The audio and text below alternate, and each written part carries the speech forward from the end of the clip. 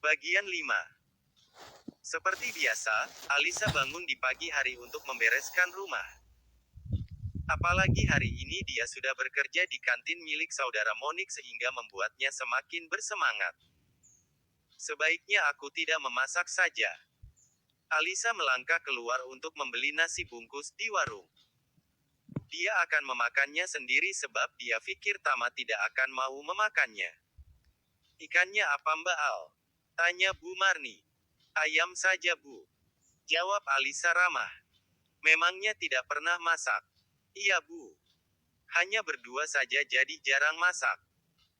Bu Marni memberikan satu bungkus nasi pesanan Alisa. Berapa Bu? Tanyanya mengeluarkan dompet. 15.000 Mbak. Alisa memberikan uang pas lalu pulang. Setibanya di rumah, Tama terlibat sudah bangun. Dia berdiri di depan kaca seraya memakai seragam kerjanya. Alisa acuh, dia seolah tidak melihat dan langsung berjalan ke belakang untuk mengambil piring. Belum sempat Alisa menikmati nasi bungkus tersebut, suara Tama menghentikan gerakan tangannya.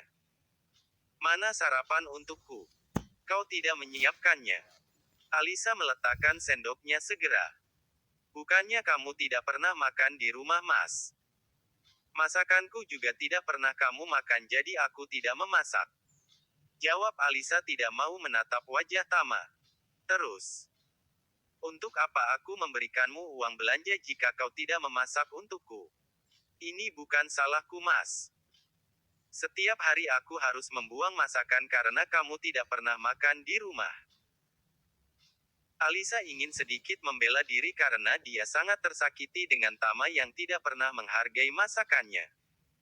Terus ini salahku. Jika masakanmu enak, aku pasti mau makan tapi ini. Kau bahkan tidak mau memakannya sendiri kan? Kenapa kau buang dan tidak kau makan saja sendiri masakan burukmu itu? Aku tidak selera makan karena sikapmu Mas. Aku sudah berusaha tapi memang aku tidak pandai memasak. Jawab Alisa pelan. Dulu kau bilang bisa memasak. Sekarang bilang begini. Sia-sia ku berikan uang. Lebih baik uangnya ku berikan mama saja. Sudah boros. Tidak bisa mengatur. Ya sudah bulan depan, berikan saja gajimu pada mama. Sahut Alisa menatap Tama tidak percaya. Otaknya tidak bisa menjangkau kenapa bisa mulut lelaki yang dicintainya begitu busuk. Hah? Jangan sok kamu bilang begitu. Jika kau tidak ku beri uang, kau makan apa hah? Alisa tahu sudah tidak memiliki siapapun. Ibunya meninggal 5 tahun lalu, sementara ayahnya 1 tahun lalu. Tapi tidak seharusnya Tama berkata demikian dan semena-mena. Aku tidak bekerja juga atas perintahmu Mas. Alisa kembali menekan rasa sakitnya. Dia tidak ingin terlihat terlalu lemah di hadapan Tama. Aku ingin kau cepat hamil. Tapi kau tidak juga hamil hingga sekarang. Jika bukan karena kau membunuh janin kita, mungkin anak kita sudah besar sekarang. Tama melangkah pergi, meninggalkan Alisa dengan mata berkaca-kaca. Dia kembali mengingat penyesalan itu. Tapi waktu tidak mungkin bisa kembali.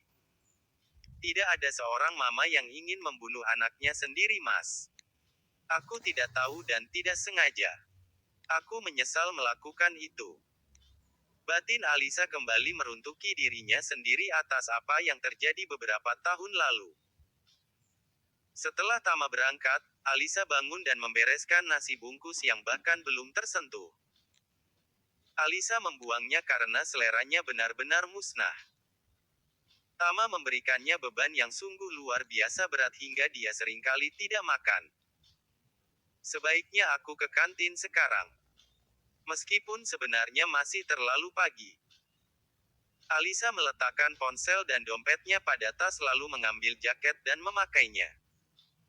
Langkahnya terhenti ketika dia tidak melihat motornya. Alisa melupakan itu, melupakan motornya yang hingga kini tidak ada kabar. Dia, gumamnya mengambil ponsel di tasnya dan memeriksanya.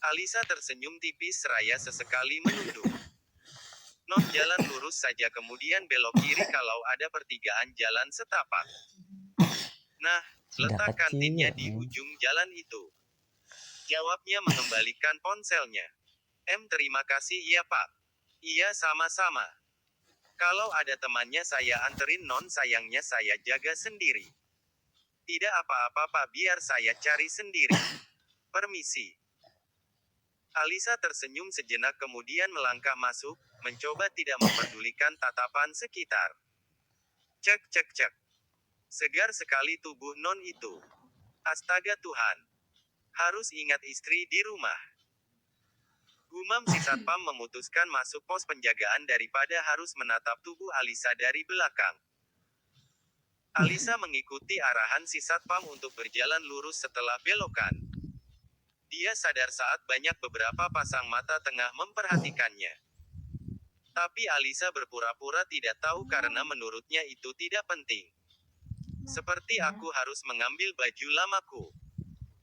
Di sini sangat banyak mahasiswa dan akan lebih berbahaya jika akan masih memakai baju ketat seperti sekarang. Mahasiswa baru kah? Sapa seseorang dari arah belakang. Alisa berjalan terus namun tiba-tiba pemilik suara itu menghadang langkahnya. Pekik Alisa terkejut. Mahasiswa baru? Tanyanya mengulang. Tidak. Aku mencari kantin. Oh. Mau ku antarkan? Ucapnya berpura menawarkan bantuan padahal kantin sudah dekat. Tidak terima kasih. Astaga kakak polos sekali padahal bodinya wow. Entah itu termasuk pujian atau hinaan tapi sanggup membuat Alisa tersenyum aneh seraya berjalan mundur. Daf. Punggungnya membentur dada bidang milik Eldar, yang rela meninggalkan mata pelajaran kuliahnya hanya karena ingin menolong Alisa. Bersambung.